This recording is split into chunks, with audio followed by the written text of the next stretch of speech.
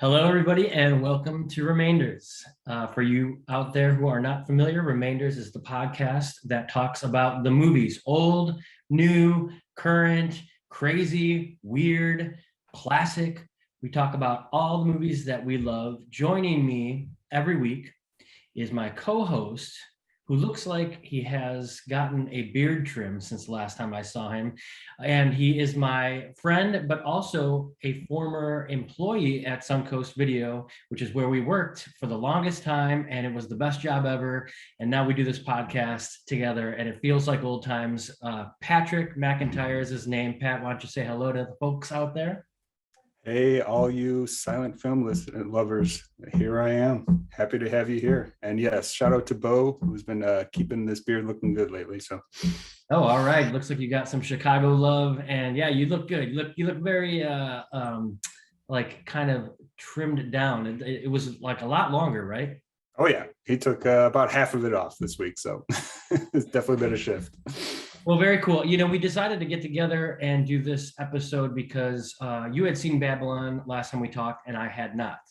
And so everyone out there who's listening, we wanted to talk about Babylon, but a cool way as I was watching the film to talk about it is maybe some similarities and differences between another film that I had seen that talks about the same time period, which is the 2011 film, The Artist, which I love very much. So both of these films I liked. I should just start off by saying that we wanted to do a bit of a mini episode to kind of compare and contrast. Pat, had you seen The Artist before, I had mentioned doing this episode?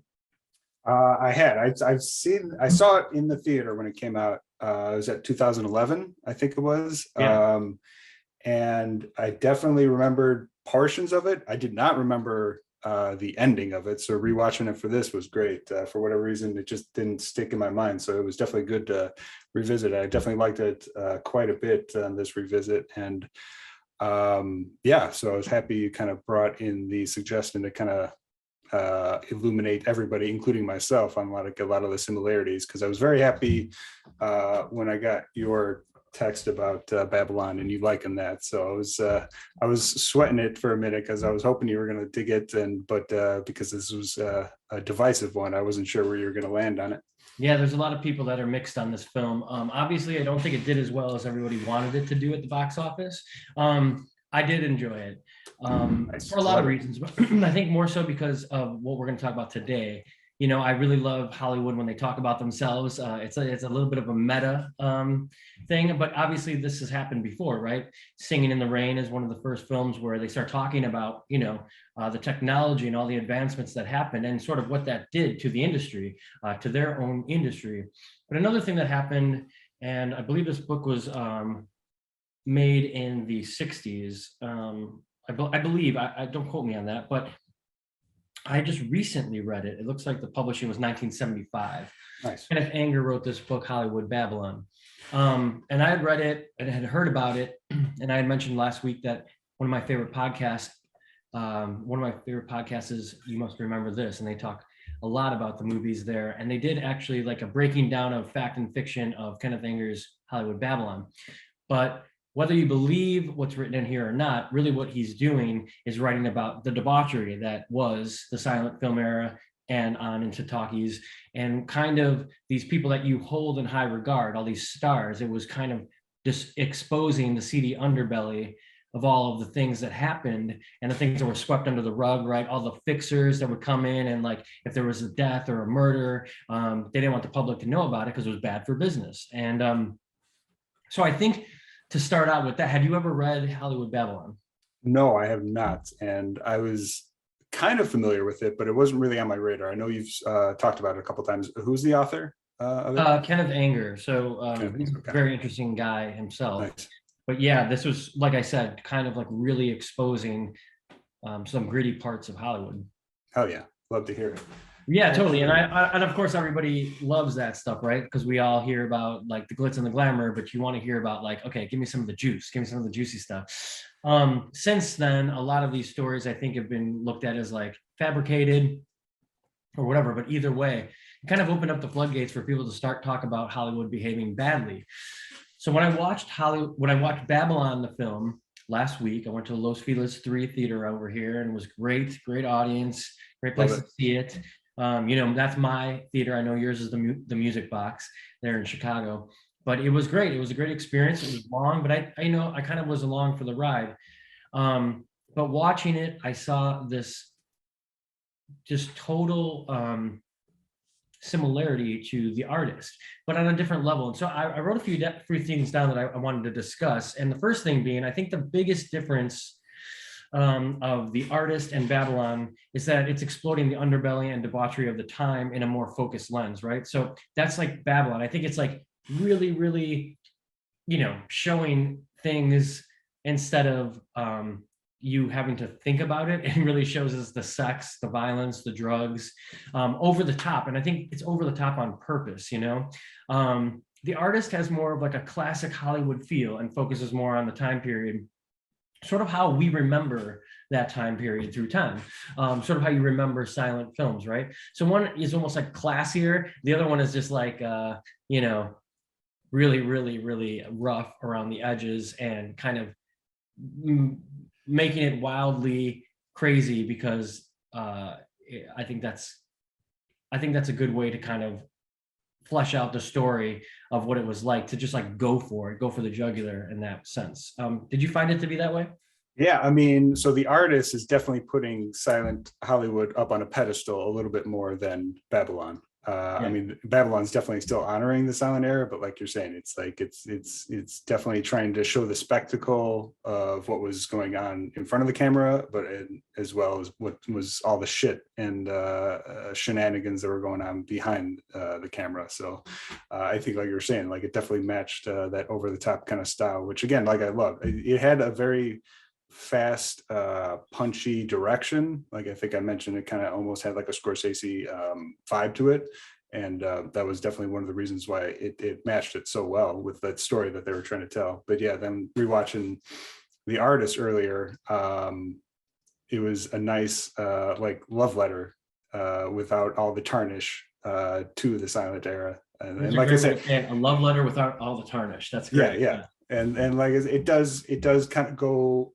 into a few of the dark themes, but it certainly doesn't explicitly show any of the bullshit and damage that went on. It's kind of like wrapped up in a nice bow for sure. And definitely. you can't say that Babylon is. I don't think any of those characters really got out unscathed in that film, and we can talk about that a little bit more. Nobody gets out alive if they have to deal with Tobey Maguire. So yeah, that's a pretty cool part of the movie. I think that's kind of why I love that film. There was like some you mentioned it's a little sloppy as far as the storytelling, and I would tend to agree with that. It could have been cut down perhaps. Did I really think that the love story was well done? Not really. But I really liked the vignettes of the people and sort of the character studies, especially Brad Pitt, who I just thought was great. And that's another thing that I think they have similarities for, right? They have this aging kind of star in the lead role, Brad Pitt being the one in Babylon, and then his name is Jean Dujardin, I think is how it's pronounced. And they're both charismatic and well-loved, silent film actors, but they're aging into talkies, and that's the problem.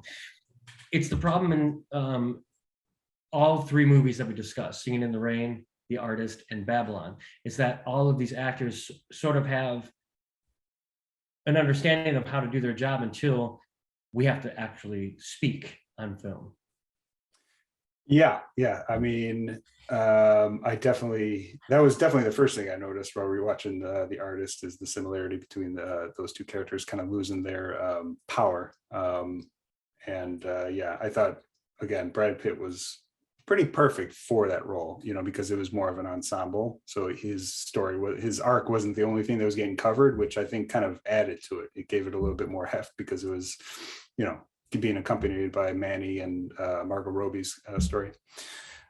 Just quick question. 60s in general, like we kind of know him in that role right now. Like, is Brad Pitt the Brad Pitt he was when he was in his 20s and 30s? I mean, I still think and I would think everyone would agree he's legendary, but like he's aging out of certain roles at this point.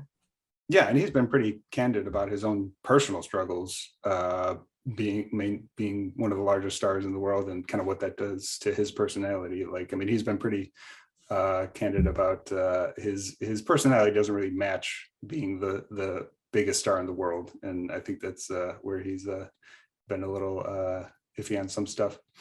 Yeah, just watching the Golden Globes last night. Oh, he was in the front row, and everybody kept on talking about him. And it's like, yeah, everyone Yeah, loves Brad Pitt. He's sitting there it's like, smiling, and he's playing the, yeah, I mean, just he's like, just kind of fucking awesome. So, how um, were the Golden Globes? I did not watch them. I saw all three movies that won Best Picture. I was pretty happy with. I saw that. I gotta say, honestly, the first time I've watched one of those shows that I actually enjoyed. I don't know what it Nice. was about him.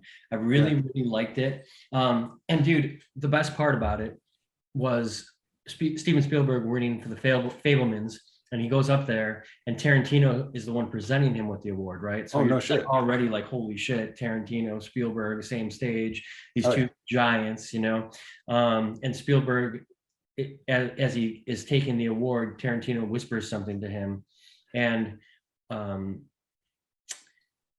you see Spielberg kind of just react a little bit and go up on stage, and he says, I just have to address really quickly what Quentin said to me.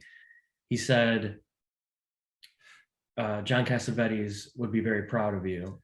And he said the reason was that he was a PA on John Cassavetes' film set, Spielberg Yeah. was. And Yeah. I didn't know that. Oh my, And I yeah. was like, there's a lot of things that I loved about that scene, because Tarantino is basically a genius and knows everything about film, would know that Spielberg was on that and has the right thing to say to him at the right time.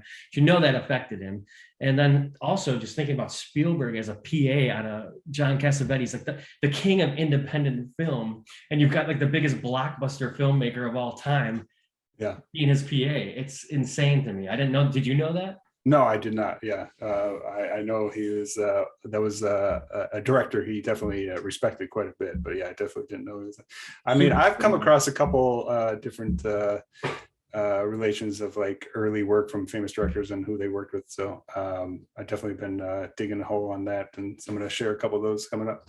Oh, cool, awesome. Yeah, that's good. Then that I kind of caught that, because I thought that was my favorite. That was my favorite moment. There Yeah, was it a lot sounds of cool great. ones, though. Yeah, it was enjoyable. Love it. Yeah. So So I was gonna say, like, back to Babylon and the artist.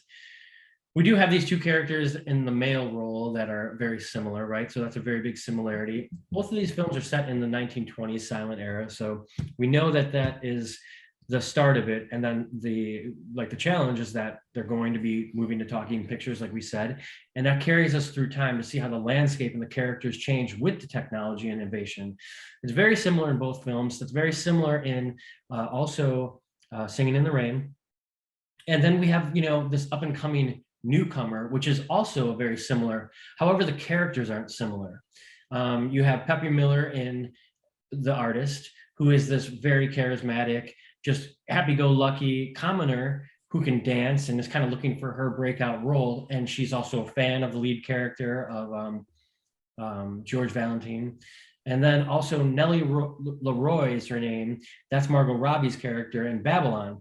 And she plays this just like totally from the wrong side of town, gritty, rough around the edges star who can cry on demand, who's amazing in the silent era. And she has what it takes. The movie goes through this party scene and then shows like in 3 hours you need to be up and be on set, which I love, because that's just kind of how this town is. It's like you work hard and you play hard.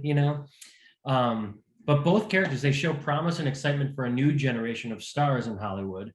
And like I said, the difference here is that Nellie is a star that can't escape her past and become the true star that she could be, when Peppy Miller in The Artist is the newcomer who just has it. She has it. She's fun, exciting. She loves film, and even though she comes in as a newcomer, she's always a true star. You just know she has it in her, and she grows into that role as the film moves on. yeah, I mean, I love Margot Robbie's character and her performance in Babylon so much that those early scenes with that first hour of them kind of breaking the film, breaking into it, and her kind of getting her first chance with the director, so fucking great. And then showing just how she can, like you said, cry on demand. It's such a her performance is so great. Definitely one of my favorite parts of that movie. For sure. She's insane. She's so good and everybody knows it. The thing Yeah. about her is I feel like it's just like every movie I fucking see is with Margot Robbie, you know what I mean? Like these days it's like every lead character in any big movie, they cast her. And I'm kind of getting a little like, give someone else a try, you know, give someone else a shot. But there's no doubt she's amazing. Margot fatigue. You know what I rewatched not that long ago was I, Tonya. Okay, Which, that's her best role. oh, fantastic. Because that movie fucking rules, dude. It is so great, largely because of her, but just like what the tone they go with, covering like a stupid crime. It matches her performance so well. Love I it. believe she produced that too. I think she had a big role in that other than just acting. And yeah, she's amazing in that. My girlfriend and I were just talking about that. Like that's the role Hell yeah. Robbie did that we were just both like, okay, she's a star, you know, she's a legend. Yeah. And you're right. It's like based on a stupid crime. You're like kind of like, damn, Margot Robbie's going to be in this film about like Tonya Harding, you know, and the whacking of. Well, again, yeah, that one had similar to like I was saying, like a very Scorsese influence with like Goodfellas. But since Goodfellas and Casino were like kind of more serious criminals, this was a bunch of morons trying to commit a crime, and so that's the tone that they go with it. So, and that's why it's such a great comedy. I fucking love but they it. also did a good job of kind of being true to like showing why Tonya Harding had this rough exterior and true. and But, like, I mean, just opening it with like based on completely contradictory interviews by everybody. yeah. Nobody's telling you the real truth. Right. So yeah, then, I mean, I think that she's great, and there's no doubt about that. Definitely adds to the Babylon being a great film. Yeah. And Pepe, man, what a good character Pepe is. I mean, that's what's so great about like the art, because it is, if you haven't seen it, like it is majority a silent film, and these performances are pretty unlike anything in most movies we've been talking about, because it's done entirely through their facial expressions. They're basically doing the silent films that they're honoring. So right, and that's the difference too, right? It's because in Babylon you actually have, you know, speaking throughout the whole thing, even though it's about movies that you don't talk in, and you can actually hear the characters talk and everything like that. Like the movie is not supposed to be set in like the artist where you actually are silent the whole time, and you have to rely on the cards and everything. And you're right, like Pepe Miller and the facial expressions and everybody here are so good. John Goodman in this film is awesome. But it's basically the only line that you hear and not the whole it's film. Perfect. Right? Yeah. Love it. So good. But yeah, they both show the conflicts that arise when talkies are introduced, and you know, we know that is going to be the biggest problem. And Babylon shows us like on set entanglements and stars who can't quite deliver the lines eloquently. So we go through all of that, like, you know, it's got to be really quiet on set. You can't hear the camera, you know. So the guy's stuck in his box and he ends up dying, right? And sorry, spoiler alert, but there's a lot of things that have to happen different, just production wise. A lot of times I think in Babylon, it's also like for people in Hollywood, it's like insider stuff in there, because, you know, the sun going down and trying to get the shot at the right time, like, and all of love that on set. Yeah, like it's so what it's like, you know, and those are great scenes. But it's just it just shows a type of filmmaking that probably rarely ever happens anymore, because like you can always kind of doctor and do something to get the right type of sunset. Obviously you could be on set on location filming, but like that entire day in Babylon, the opening scene was based on capturing that one shot at that time of day with the sunset, and the whole scene would have been useless if they didn't get it in time. Totally. That's such a great scene too, like the only camera that's left to rent, and then they're talking about like, the difference between the two. He's like, I don't care, I just like, give me a camera, like whatever I can to shoot this, you know. But yeah, like the days of mugging for the camera are over, and the productions have become intensified and exceedingly more difficult. And there's a lot of struggles between different people in the film because of that. The artist shows how the lead character refuses to talk. And you know, the cool thing about the artist, and again, hopefully this is not a spoiler alert, but we don't know really why. You know, why won't George Valentine just talk? Like, it could, you know, he's just really adamant about, I'm not going to talk on film. But what you don't know until the end of the film is that he's French. He would never be able to talk on film because he's French. He has that accent and he doesn't really probably know English well. And so it's just impossible. It's like Bela Lugosi and why he was so typecast, because his voice is just not eloquent enough to carry any kind of role other than Dracula from Transylvania, you know? Yeah, it was definitely the crux of like and feeling the most for his character in The Artist.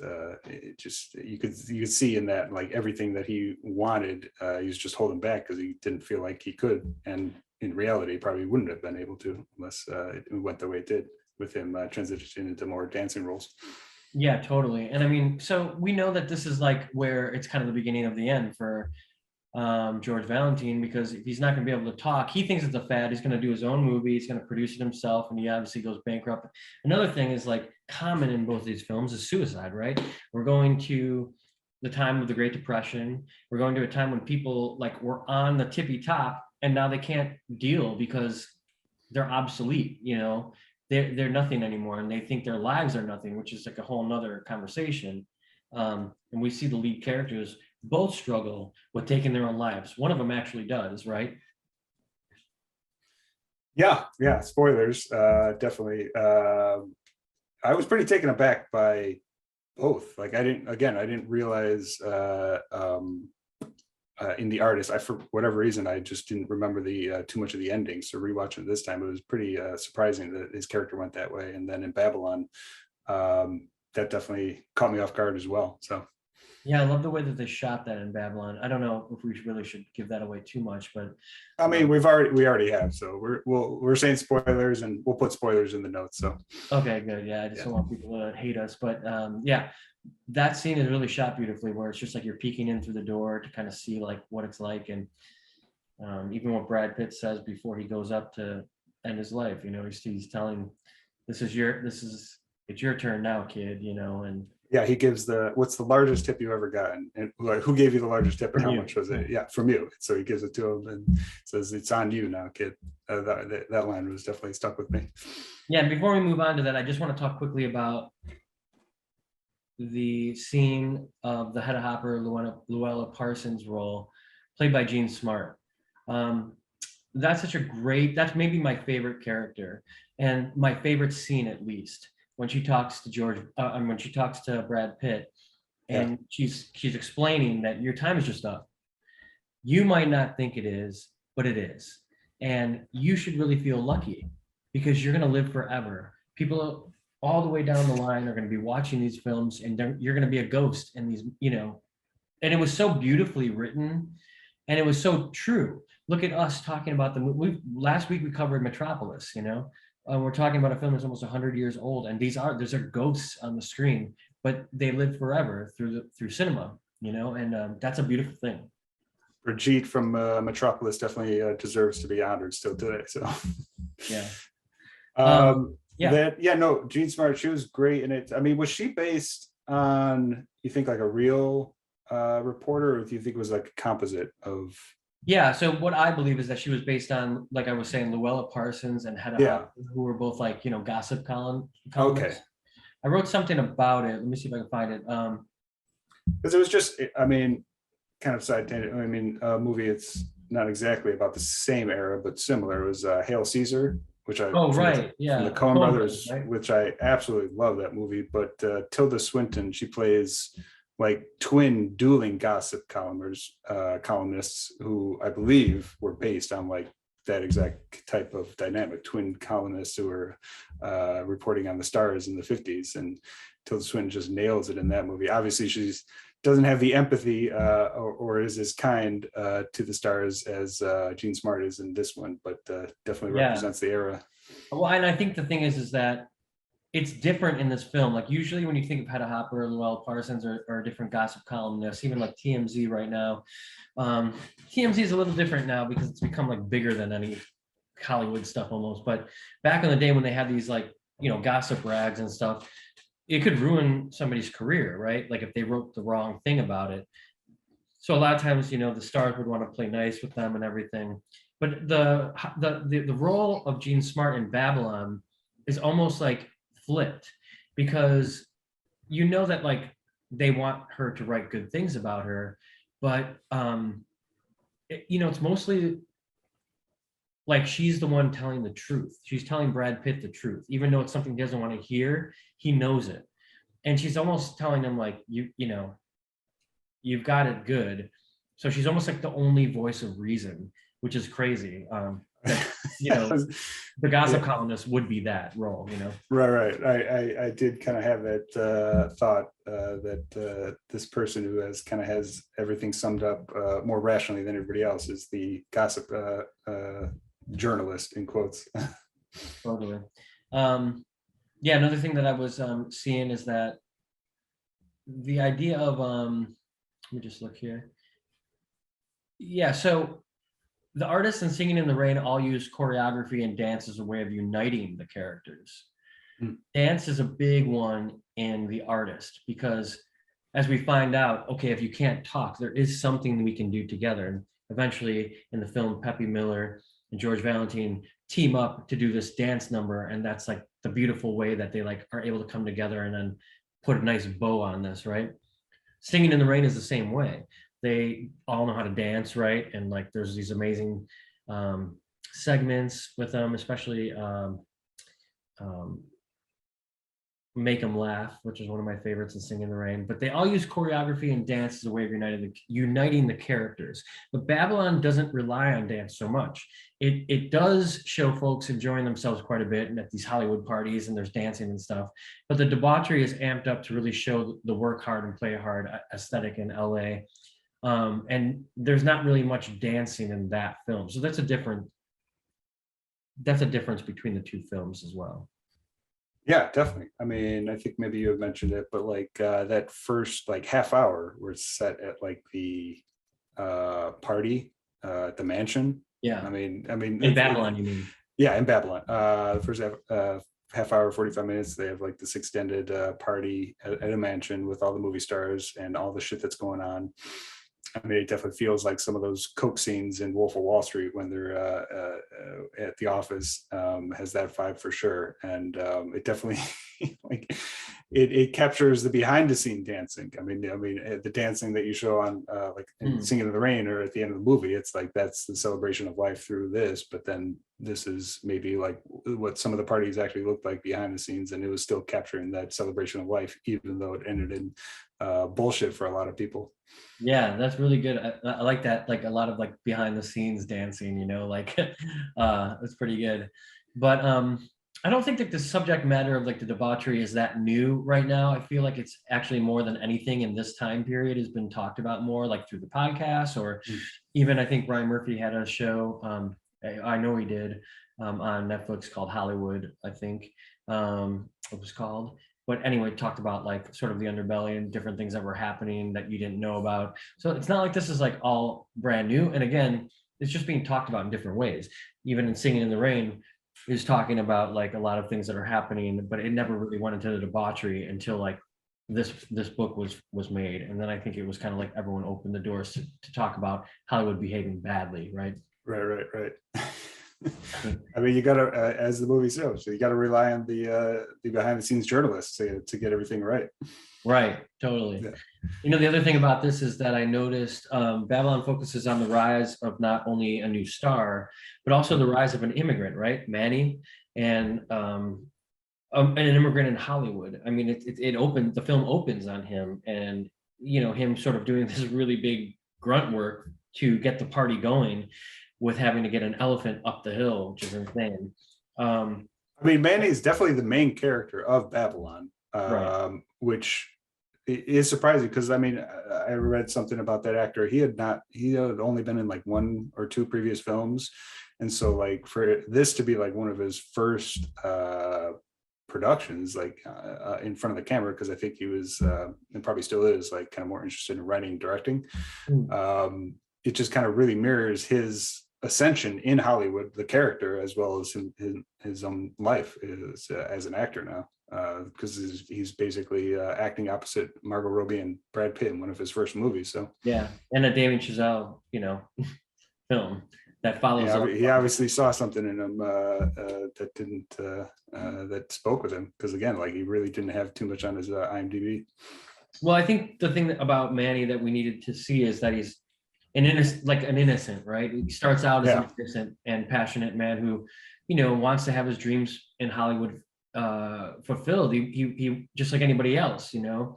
Um, but he also has this passion for Margot Robbie right in the beginning, right? This new starlet gets in his way. She's always getting into trouble, and he's always the one who has to kind of bail her out. He ultimately tries to save the woman who never really wanted to be saved. yeah, yeah. You know, the woman that couldn't exercise her past and live comfortably in her future as a star. And even though that's always what she believed she was, she just kind of couldn't get out of her own way, which cost Manny really uh, this great career that was blossoming, right? Yeah, I mean, I love that early scene when they're doing coke in the side room, when they're just professing their love of film and being their true selves with it. It's so great. Definitely set the tone for what those characters are going, and kind of the movie itself as well. Like, because all that was going on is like the quiet, that's the quiet coke room basically, while the rest of the party was going on. Yeah, they kind of, and like, of course, he gets her into the party, right? Like, he kind of like um, says he knows who she is. So they're kind of like, in the beginning, they're already helping each other out. And in the beginning of the film, it's pretty promising. At the end, it's kind of like a one-way street where she just needs to be bailed out of everything, and he's doing the best he can, but she just like she can't get on board, you know. Um, and I think the thing, I don't know if you found it to be really funny. I think Babylon was supposed to be pretty funny in times. Obviously, the artist is super funny. So I think comedy is used in both films to add excitement and fun of making movies, but it also helps to develop the characters. Like Brad Pitt falling off the roof and into the pool, which is like one of the coolest scenes in Babylon. And then George Valentine and his relationship with his dog, like, is just like so endearing and so fun. There's a lot that like of those kind of things that are built into the characters that make the audience sort of like love them a little bit more. Oh, the dog, great performance in the artist. Definitely it captures that silent film era tone, and definitely adds to his character quite a bit. It's so good. Yeah, I loved it. It's kind of like anytime you have like a good like kind of like animal who like the audience of course falls in love with, and then it's like doing tricks the whole time, and you know, being obedient to the master, meaning George Valentine, like you can't help but love it. Like he saves him from the fire, like, you know, awesome. Yeah, I mean, you could tell sincere performance by the dog. Loved it. Yeah, you know, I think another thing that happened by being smart and creative about using sound or not using sound, I think it was kind of like I was looking for like I almost feel like Babylon had that impact that I wanted, like I got from the end of Cinema Paradiso. Mm. When he's watching all those film clips and you're just fucking crying, like nobody watches that film and doesn't cry at that part. I kind of wanted it to be like that for Babylon, but I just think like the misses that happened, like for instance, like I don't think Margot Robbie was like that redeemable and like that lovable at all. Like, so like you didn't really like care too much that, and I don't think they had that great chemistry. So everything that kind of led up to that didn't make me love that very end scene where they're like going through like, you know, cinema history, right?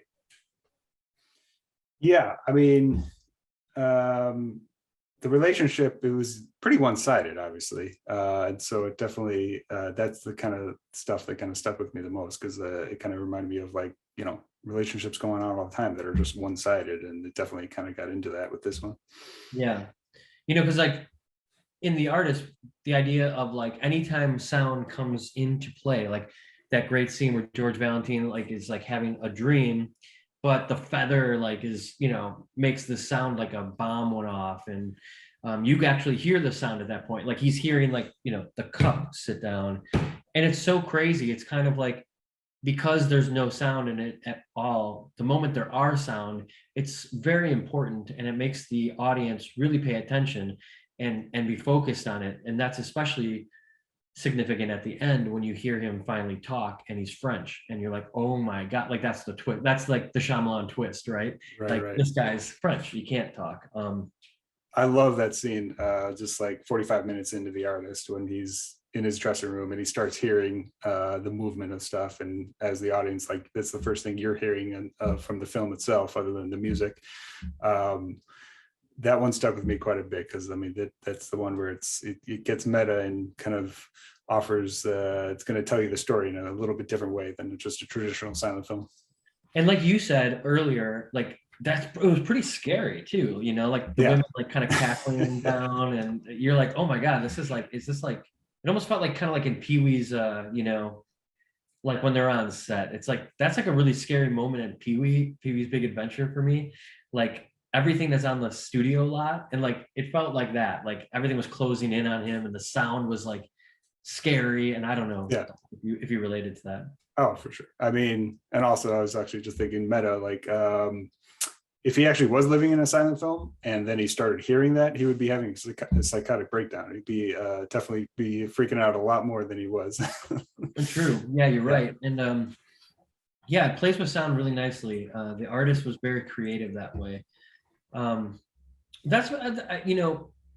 I wanted to keep this a short episode, but I definitely wanted to kind of like show the difference between these two films, mainly because they're about the same time period, but they're done differently, and both are good. Both films are great. I mean, I definitely think I've always like loved The Artist the most. My main gripe with The Artist is that it uses the theme to Vertigo during the entire end of the film, and my biggest problem with that is that like everybody fucking loves Vertigo. Everybody knows Vertigo. That's my favorite film. It's like I can't stop thinking about Vertigo when I hear that, you know? Like, I saw Kim Novak had a pretty big problem with that when that happened. oh really? Yeah, I just when I was just reading the Wikipedia page earlier today, she had a pretty big issue when they used that came out. So I don't know I any didn't other. know that. Yeah, I don't know any other details, but she was definitely not happy about it. Well, just in it, like as an audience member, it took me out because I'm, you know, a fan of Vertigo. So I'm trying to like follow the story, which is a very poignant and exciting, not exciting, but a very important part to the movie of what's happening in that scene. And it's the entire like 20 minutes of the end of the film is the theme to Vertigo. Like it Yeah. kind of makes sense. Yeah. Yeah. I mean, it's a good But song, so yeah, I mean, of course, Bernard Herrmann. can't argue with that. So wanted to talk a little bit about the Easter eggs that I found in the film. I don't know if you noticed a few things. I know we've talked about it before that sometimes maybe I'm a little bit. I've read them and I did definitely not notice any of them, but they all make sense. So I appreciate you illuminating me on them quite a bit. So there may be like a lot more. Like that's the thing, is like I don't know if you caught anything, and I'm sure like if you're out there and you catch other things, like I was talking a lot about, I had just read this, so I knew a few of the Easter eggs based on like, right, you know, folklore of like some things. But I also kind of like things like Jennifer Grant, Cary Grant's daughter, being in this film. I was like, no doubt, right when I saw it, I was like, that's Cary Grant's daughter, and like that was obviously done. What did you think of that scene? So in Babylon, when they go to there's a scene where they have to go to like basically the producers, which apparently is based on William Randolph Hearst, that character, going to their party to appease all the people with money, essentially. And well, we saw that in Mank too, didn't we? Say it again. We saw that in Mank as well, didn't we? Yeah, that's right. But what did you think of this one in Babylon with Margot Robbie? Well, so what I think it does is it just like follows with the theme of like the debauchery, right?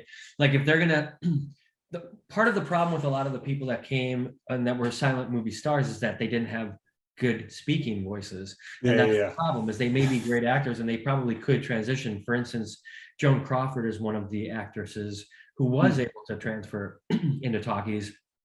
She had a great speaking voice, and it was good. But obviously, the character of Nellie Leroy has this sort of New York accent, or maybe a New Jersey accent. I can't remember. And that's not great for film. And there's not that sort of dialect that all of those old actors had.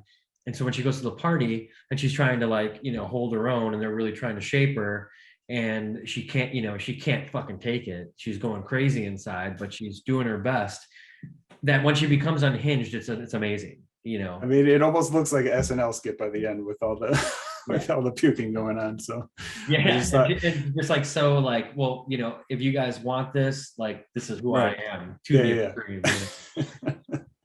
So So good. I And love she that. pulls it off great. It was just so like ridiculously over the top and comical in almost a childish way, and yet it still kind of like matched it pretty well. So And I think what you just said about that over the top is kind of like the theme that I got out of this whole film the whole time through. Like if they're going to show boobs, they're going to show boobs like to the 10th degree. Like everyone's going to have their top off. They're going to show like there's like one scene where like they show like something like at that beginning party, like all of it's pretty outlandish, um, and I don't know. I think that that's the point of the film, right? I think that like Margot Robbie's character to go crazy and to like throw up all over the place is like, if we're gonna do it, we're gonna do it over the top.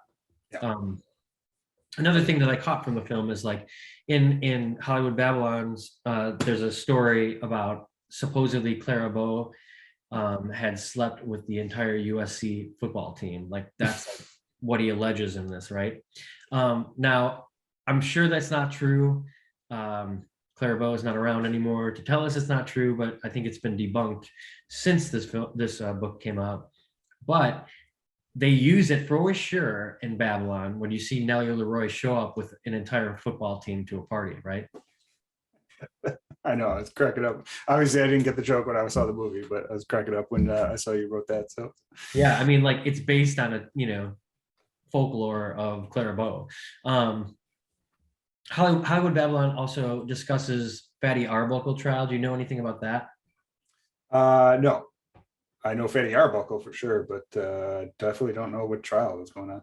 Yeah, and this makes sense too, because a lot of times you talk about like liking the actors, but not really knowing much about their personal lives. And so like that's what this book is all about. It's like them behaving badly in their personal lives and all that kind of stuff. I know you kind of stay out of the drama, but Fatty Arbuckle went to trial for his involvement in the death of an actress named Virginia Rapay. And they seem to be alluding to that in the beginning of Babylon a little bit when the woman overdoses with the overweight man who like likes to get peed on. I believe he's kind of like the Fatty Arbuckle character that they're using in the beginning. I mean, was there anything about Fatty having a pee fetish? No, but Okay. there is things about like bottles being like shoved up like people's private parts and stuff like that. Like that was part of the trial. And there's for sure stuff like that happening at that party. Yeah, man, they went hard in the 20s. No, Yeah. no doubt about that. So I think that like, again, I think that the filmmakers are using some of those stories. They're not like saying this is exactly that, but they're using. Oh yeah, it's just they're alluding to a lot of the shit that folklore, like you're saying, is going on, and so it's I don't know if anybody's estate is going to take issue with any of that, but there's certainly nothing over the top that's overtly naming anybody or anything that I know of. Right. I mean, we're talking about a film 100 years ago too. It's like, I don't know, maybe like obviously it's Hollywood making a film about Hollywood, which is I don't know, it's a little dicey, but it's a different time. Well, Hollywood loves making films about it. I mean, that's why the artist right. did so well. I mean, it won everything back then. It won Best Picture. He won Best Actor for it, right? I mean, Hollywood definitely loves movies that honor itself, for sure. And he was in Wolf of Wall Street as well, right? The guy who played George? Yeah. Oh my God, really? So like I know who he is. He was the contact, the French contact for laundering the money, right? Yes, exactly. That's okay. I did not realize that until you just pointed out now. But when you said, well, I'm glad I said it because like I thought you would have totally put that together since you love Wolf. I mentioned it last week. I definitely noticed Rugrat from Wolf of Wall Street. It was in Babylon. He's the assistant PA at the beginning. Oh right, yeah. Yeah, he's so funny in it. But all right, great. Couple even more Wolf of Wall Street references. Love it. And like I said, there's probably a ton of other like Hollywood Babylon references and stuff. These are just the ones that I noticed as I watched it. Again, this is a long film, so anybody out there who's wanting to watch or wanting to watch Babylon, it's a really long one. But they seem to like had made the character of Lady Faye as like a nod to Anna May Wong, who was the first Asian American Hollywood movie star. Had you known anything about her before the film? No. Yeah. And she has that great singing part at the beginning, right? Oh, so good. Yeah. Yeah. And that also definitely a little bit of like a nod to Marlene Dietrich, I think there, which is, Marlene Dietrich had worn the like top hat and the suit and everything. And since that time, it was kind of like that was like the first kind of like mention of lesbianism in film. I think they played with a lot.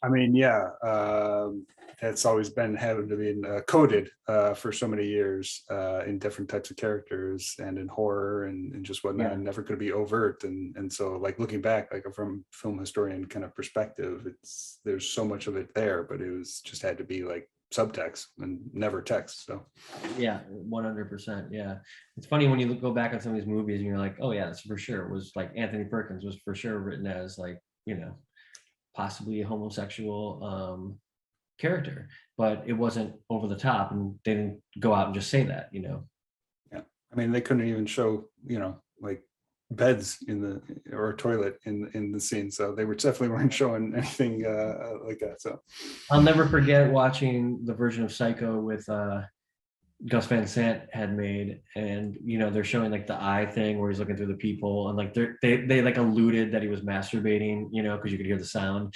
It's like, but that's probably like I think what Hitchcock was doing in that film, but you couldn't hear the sound. He wasn't doing the sound effects and all that kind of stuff. where do you stand on that remake, by the way? I don't even know. I think it was fine. I mean, okay. Did it need to be remade? Probably not. I do love Gus Van Sant though, for sure. Like My Own Private Idaho is one of my favorite of his. Nice. A beautiful movie. We should cover that one day for sure. Right on. Yeah. Yeah, I just remember seeing the remake pretty close to like that was probably. Yeah, what did you think? I mean, it was supposed to be shot. I haven't seen it since it first came out, but I remember that was like pretty close to when I saw the original. So like I saw the original and the remake probably within like 6 months or a year when it was in like 99 or something like that. So I totally remember the tagline of that too when it came out. It was check in, relax, take a shower. Awesome. But yeah, recently it's funny, we went and saw Psycho at the Cinespia drive-in out here, and my girlfriend and I were like, yeah, let's go see Psycho and everything, and we're watching it, and like halfway through, like it's that scene where I'm like holding her hand really hard because I know it's like coming or whatever, and she was like, and I'm watching her face, and I'm like, you've seen this film before, right? And she's like, never. And I was like, oh my God, you're seeing the Psycho for the first fucking time. It was amazing. Oh, that's just adding to your experience as well, then. I love it. That must be great at a drive-in. I've definitely never seen that at a drive-in. So dude, in the park, in Griffith Park over here in California. It's great. That's the other thing, is like watching Babylon in Los Feliz, in LA. Like, I don't know, something special about that. Yeah, I mean, that's like watching Thief here at the Music Box in Chicago. So yeah, we're going to watch any film, or we're going to watch Razorback in Australia. Well, now you're just talking about life goals, so we'll just keep that going for sure. I don't want to be talking about all your hopes and dreams, your bucket list moments and films that you want to see elsewhere, but yeah. Oh no, talk them away. They're there for a reason. So well, that's all I got for these two films, and I just love the fact that it's kind of similar. There was a lot of similar. I don't know. I just kept thinking about it the whole time I was watching Babylon. I was like, this just feels so much like the artist. Obviously different, but a lot of similarities too. And then also to Singing in the Rain. So thanks for getting together and just kind of sorting it out. I'm excited to see Babylon again when it comes. I don't know, wherever it'll be, HBO Max or something like that, because I'm sure there's a lot that I missed. It was a long film, but a good one. If I had to choose between the two, I would choose the artist. That's just me.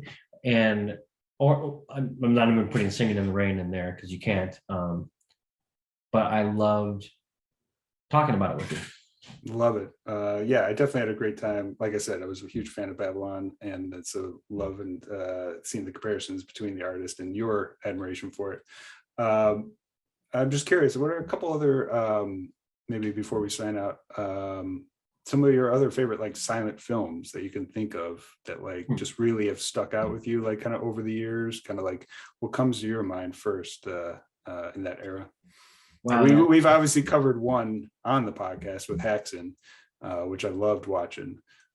Yeah, Haxan was one of my favorites, because a lot of those like early silent films are kind of scary to me. So like, especially around Halloween when we did Haxan, I love that one so much, and it has just like such a creepier vibe because it's silent. Nosferatu, of course, is that way as well. Nice. And then, Metropolis, which we just covered, was always one of my favorites. But I also, I'm trying to think, there was the Cecil B. DeMille film, which is so interesting and super long. The greatest story ever told, I believe it's called, about the Ten Commandments and God and everything. Really interesting. And then also the Phantom of the Opera, the silent version, is one of my favorites as well. Do you have some that come to mind, or are you still exploring the silent? Yeah, I mean, I've always kind of, I don't know, it was never, where I went to first. I've mentioned a couple times, obviously, the Cabinet of Dr. Caligari. I saw at a young age, and I've rewatched it a couple times as an adult, and that one is crazy good. I definitely love that one the most. But yeah, I mean, I haven't seen the Cecil B. DeMille one.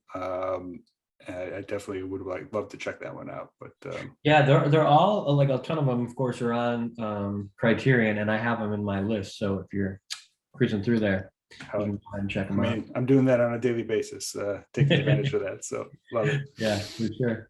All right, cool. Well, yeah, a bit of a mini episode, but at the same time, pretty full too. I think we covered a lot. Babylon, go see it in theaters. Let us know what you thought. Let us know if you like the artist, if you like Singing in the Rain, and if you like silent films at all. Let us know in the comments wherever you follow us. We're on Instagram, Twitter. We're also on YouTube, which seems to be where we've been getting a little bit more traction lately. You get to see us on YouTube, but we're also on Spotify and all those places to hear it.